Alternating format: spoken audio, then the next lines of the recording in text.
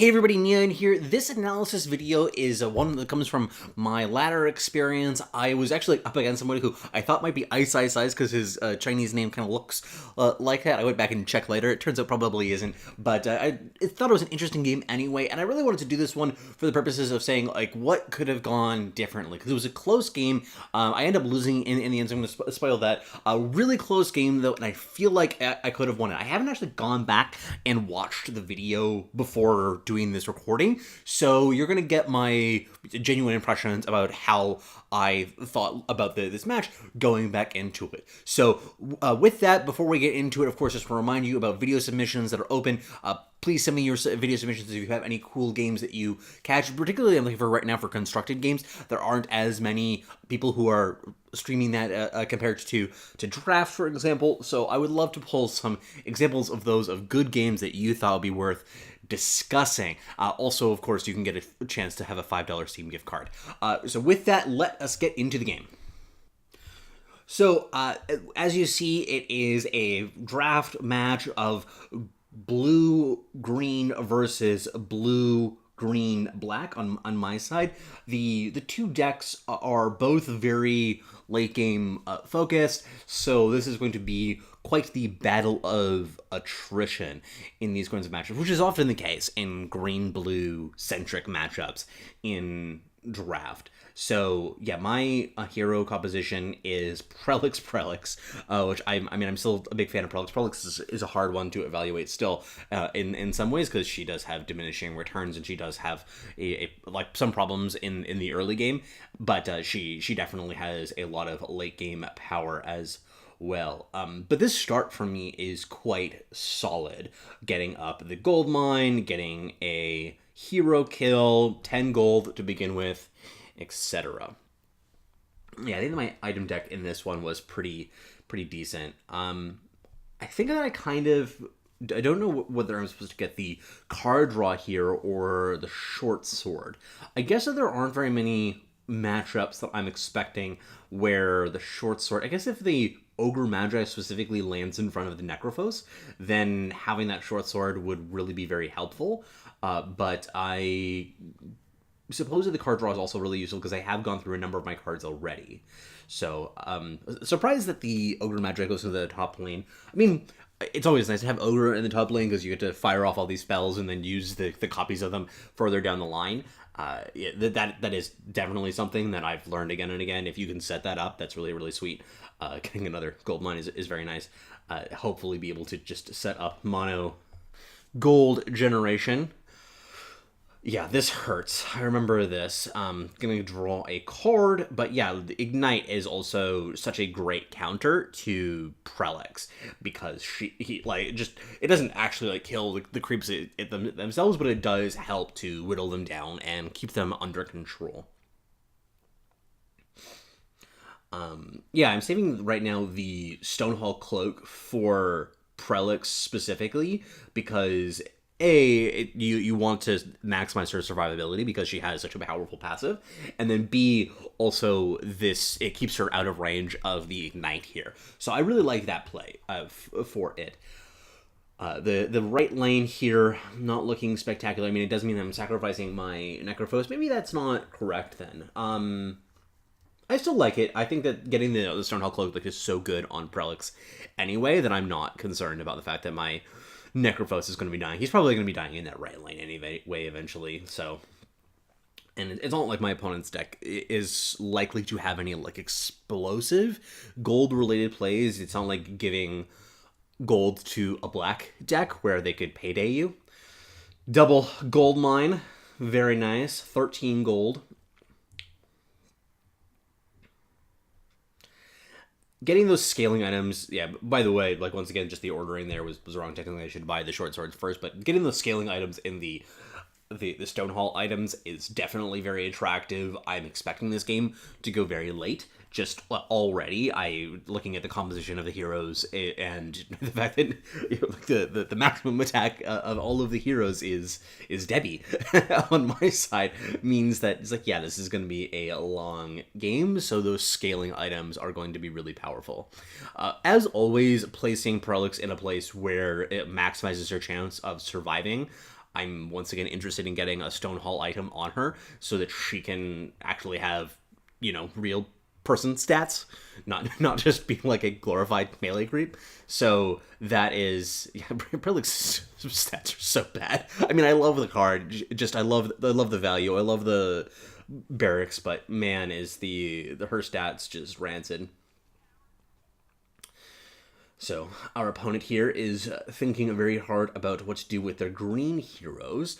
One of them, at least, is definitely going to go into the mid lane. Yeah, I think that Lycan kind of makes sense. It's probably easy to, like, if you have a creep in hand, to set up a kill, maybe on the Prelix's line right in front of the Prelix, that if you have a good item, you can probably kill her, or some other buff effect. They pick up a couple of items from their last turn, which went pretty well for them. Divine Intervention here is interesting. Lost in Time. Oh, right, yes. This was a part of the game that just Lost in Time me a bunch. Doing Lost in Time at the beginning of a turn like this is one of the reasons why it's especially nice to have this ogre in the top lane. Like, you're setting up a Lost in Time now for the next, like, for this entire turn and the next two turns as well. So it's especially impactful there. But this also then locks me out of my Stonehall cloak, or Stonehall plate. That will I can't use that one, which is kind of a pain.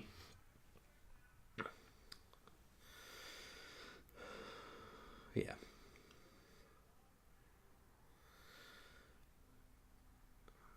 Yeah, Prelix here, taking some damage, fighting off that Lycan. Hopefully they don't have any particularly great weapon to battle her down. Not going to be applying anything else really to this lane for the time being, for obvious reasons. Like, A, I don't have any cards to do so, but B, the Prelix can do a lot of the work just by herself, and just not having to fight through the ignite would be nice. They have a Stonehall plate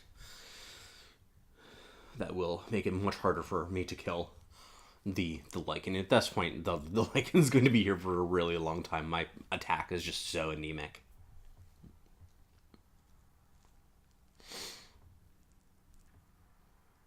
There's part of me that feels like the wolf shouldn't have gone there. It should have gone in front of one of the other creeps. The reasoning why is because you already have the one armor. You're tanking that. Like, why? I don't think that you would rather Lycan take one damage than your wolf take two damage, I believe. But I don't know, that's strange. Right lane going horribly. But you can already see how things are shaping up. That the left lane is going to be the fire lane, as it were. So where do I put my black heroes? I feel like, yeah, put one of them into the right lane, try to slow things down there, and then one of them to the left lane in order to try and push. Especially when you have Disciple of Nevermore in your hand, there's always these situations where you can set up some big swing play. Barracks finally getting those. I mean, it's not like finally, because I mean, it's obviously just the turn after I would have liked to use them. Obviously, having one last turn would have made a huge difference. Being able to use one from the center lane, once again using the Stonehall cloak onto the Prolix, trying to beef her up. Don't want to. There's a concern that I should try to spend some of my cards before hand, given the fact that I'm expecting the loss in time. Like, I was probably expecting to play out a barracks in this position, so I think that I probably should have just jammed it, given the fact that I was going to be expecting to get lost in timed again. Now, with stacking of cards like this, sometimes it's really good, sometimes it's bad. In this game, it ends up being just, like, super annoying. But I guess that the most of the cards that are being locked out here are not bangers. Like, I mean, obviously, I would love to have the Stonehill plate available, but I can survive without it.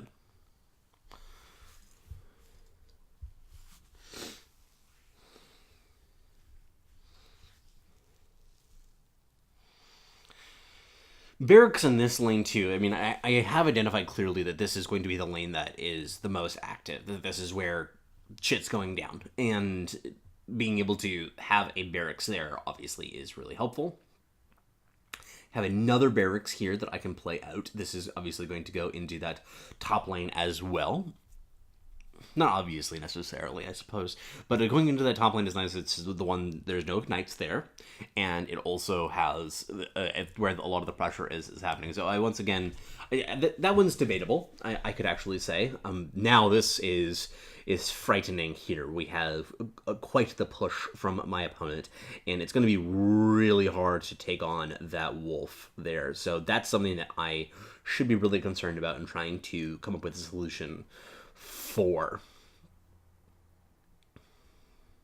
Maybe I should have just diversified the barracks, just for in case of something like this. But I mean, I guess that it's just the barracks doesn't help that much against a oversized wolf.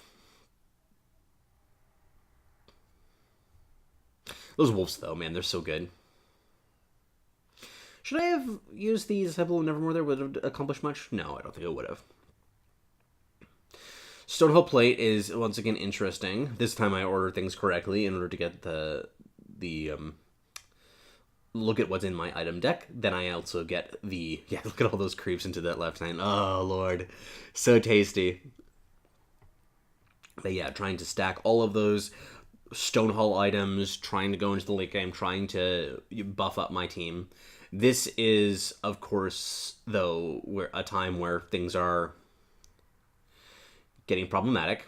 I should probably think through the fact that my opponent's on a Chen deck, and I should be trying to shut them off of that, because right now is obviously the turn for is an interesting setup for both the Holy Persuasion and the because this is the line that I take care of doing Divine Intervention, but this then sets up my opponent to do the Holy Persuasion or Conversion or whatever it is here. Yeah, okay, so that this really negates things, and then also they have the potential to follow up with Hand of God, which is going to blow me the fuck out in terms of not like invalidating this play, and they're able to do a lot more of that kind of tactics. So I think should have just ganked him there, even though it does not feel great to do that. It is a very awkward play,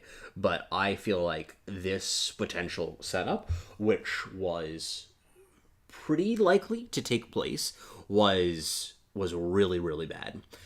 Well, I am, of course, going to play out the Stonehull play. I don't think that Debbie is the one that I should be using it on,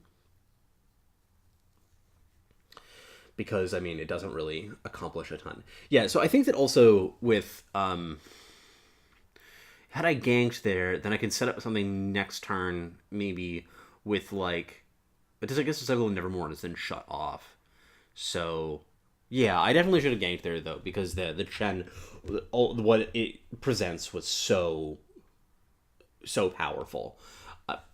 At this point, though, I kind of like just don't know what to do, because obviously, like, a lot of my stuff's been invalidated. I think that using the Fountain Flask here is preemptive, though, and unnecessary, as most of what it will accomplish and do, I can just do in response to other stuff. Plus, it leaves my Prelix here high and dry. Yeah, that was definitely a mistake using that Fountain Flask. I definitely should have used it in the Prelix there. I think that was more just me, like, my brain breaking as a result of, like, wow, this is really bad for me. And I am sort of... And like, that is a really big problem that you can suffer from.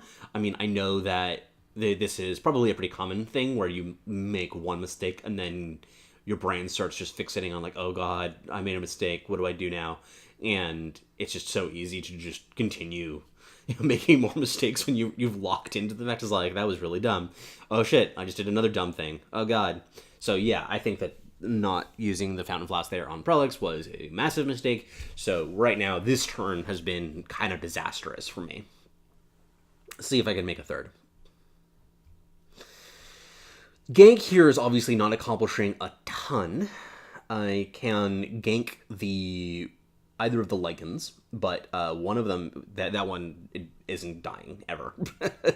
With four armor. Armor is so good against blue decks specifically because like the times that I tend to play like this. I guess when you have a Zeus deck, it doesn't do as much because I think that ultimately with the in draft there are two types of blue decks that I tend to see. There are token heavy ones or melee creep heavy generation ones, like ones with Prelix or Venomancer, etc. And then that's kind of your win condition, is just overwhelming them through value. And then you have Zeus ones, it feels like to me. Yeah, and Luna falls into that same category, that you're just trying to kill your opponent's shit again and again and again.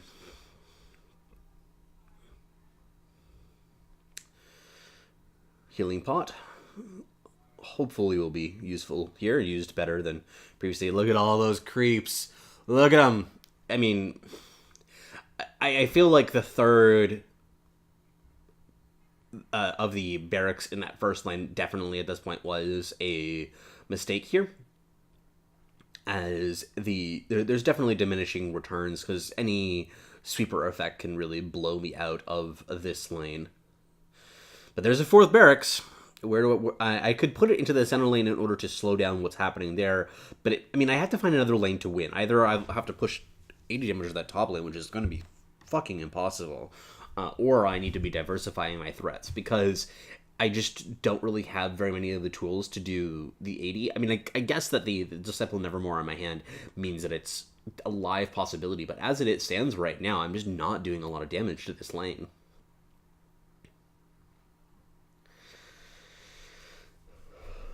So, this was a bad moment at any cost, taking out basically my entire lane. This was one that I don't think I should have been expected to play around exactly, but at the same time, it was so bad. And I think that had that not happened, then the game could have gone differently. But it's still, that's not like in the same sense of like, oh, I got unlucky because they had it at any cost. But yeah, because it just wiped out all of that progress that I made in creep creation. But by the same token, though, something like Thunderstorm would have done a lot of the same work. Probably would have been better, given the fact that their units wouldn't have taken damage. So it's not like I should have been able to play around that to a certain degree. Yeah, this ogre, by the way, he did some work. We have already 2 multicasts, one on the Lost in Time and one of them on the Dimensional Portal.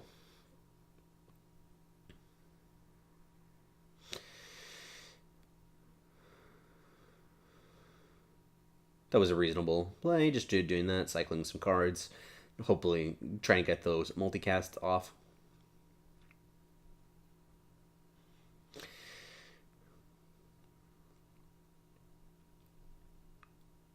Yeah, so just right now they're clearly just in an initiative dump sort of phase, just spending all their cards and trying to get everything up nice and healthy so that when I redeploy that they have a big advantage in the lane.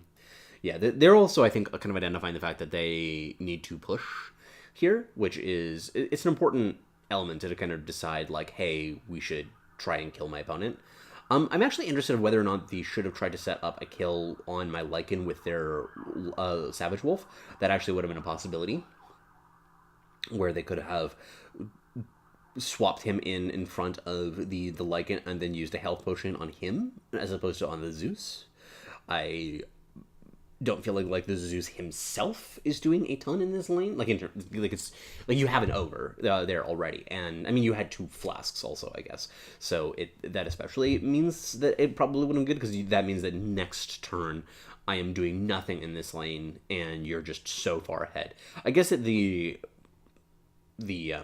Thunder High Pack is the way that you lose that lane exactly, but at the same time, it's going to be really hard to take it down, even with the Wolf.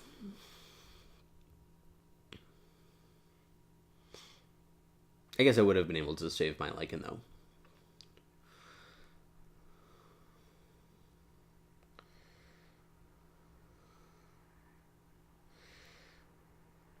Now this is hard. There might be some play here in terms with gank that is interesting. But the Necrophos is just so puny right now. The Lycan in the mid lane is never dying, as I said before. The we have the hip fire heater, so I can do something like hip fire heal gank.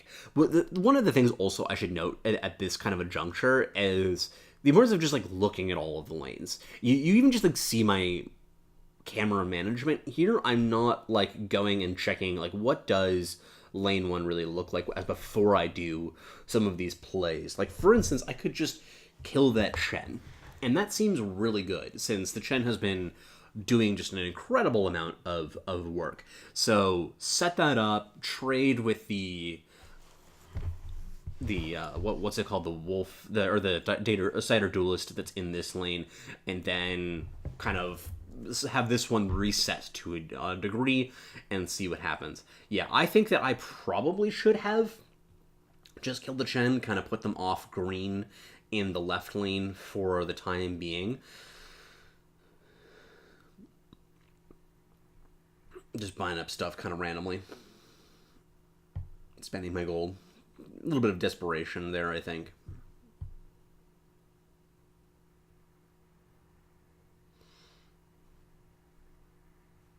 I feel like at this point I should just give up on this the center lane, and I know that there's a possibility of pushing the 80 here, but I need to take that risk, right?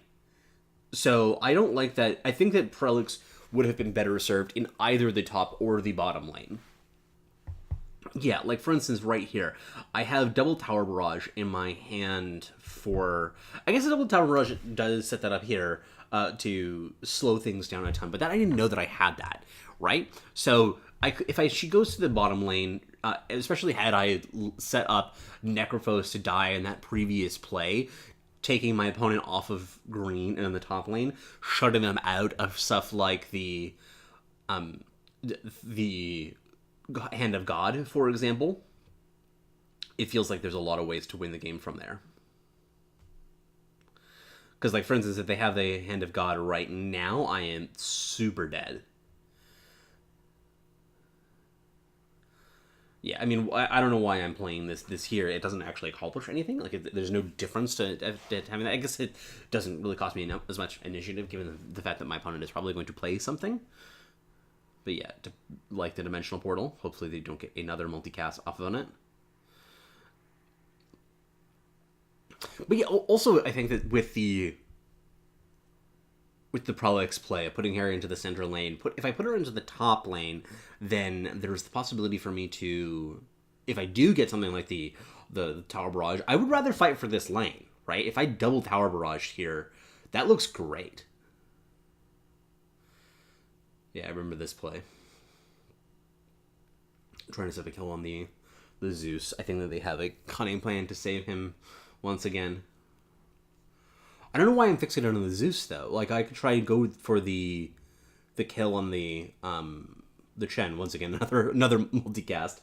God damn this ogre. He has done so much fucking work.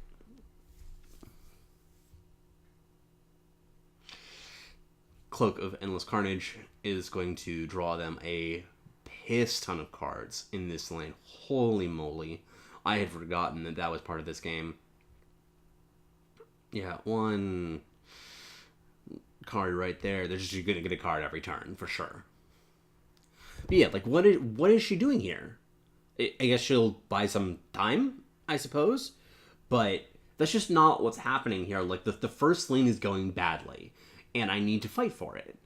And putting her into the center lane just doesn't accomplish that. I need to, like, I know that when it comes to ancient kills, you have to identify when you can fight for it and when you can't. And you have to say, like, you know, can I reasonably fight for this? And especially given the fact that there's a wolf here and that this Lycan is probably just going to keep on chilling here, there's a pretty good shot that it's going to take a long time. So, I mean, I do end up delaying this tower kill, but delaying tower kills is also something that I've realized, when does it matter and when does it not matter? Because looking at the state of this game, this tower is going to fall sooner or later. I suppose that it is something that I've been thinking about this a good deal about when does it matter, when does it not? Because like in some ways you can say it's like, well, if it's a turn, if the first tower falls a turn before, 2 turns before, 3 turns before, the second one does, like, why does it matter that much? But it actually does when it forces your opponent to commit more resources into a given lane. Or maintain those resources there. So, for example, here his Lycan is still in this lane, and he can't take it out of the lane yet. So I end up, just it goes down to 2. Like I delayed it there, I think, for a turn, and it doesn't actually accomplish anything.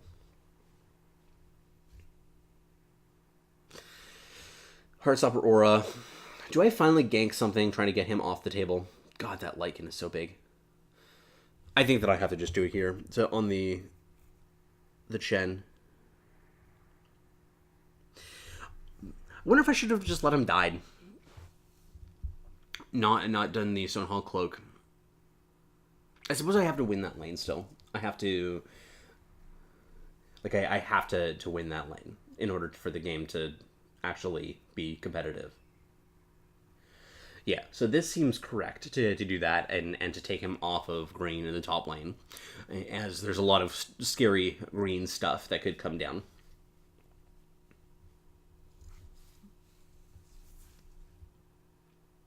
So that seems good.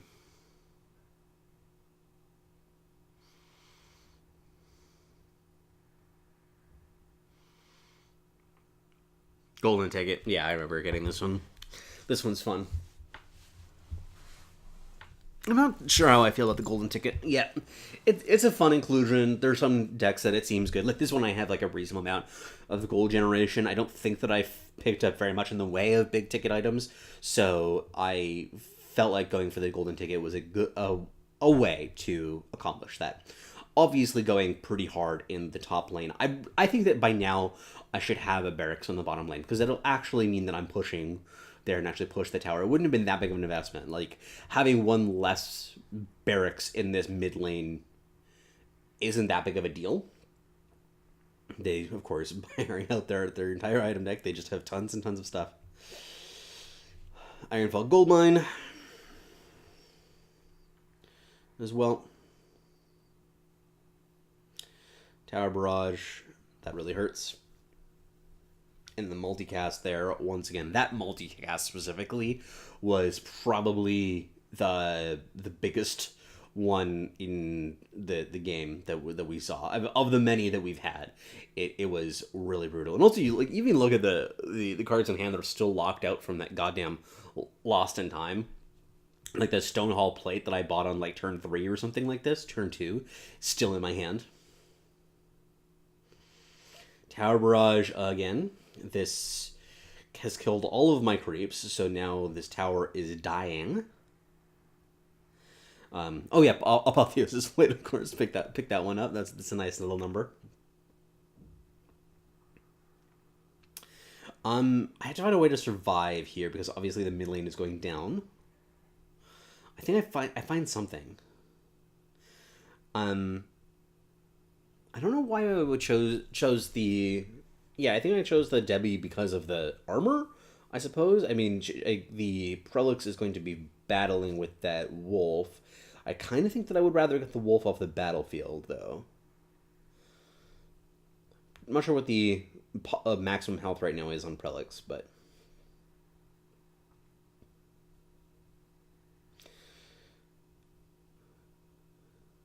So, tanking. I don't think that I have very many options. Like, if I block the biggest thing with the Disciple of Nevermore, I'm still dead, right?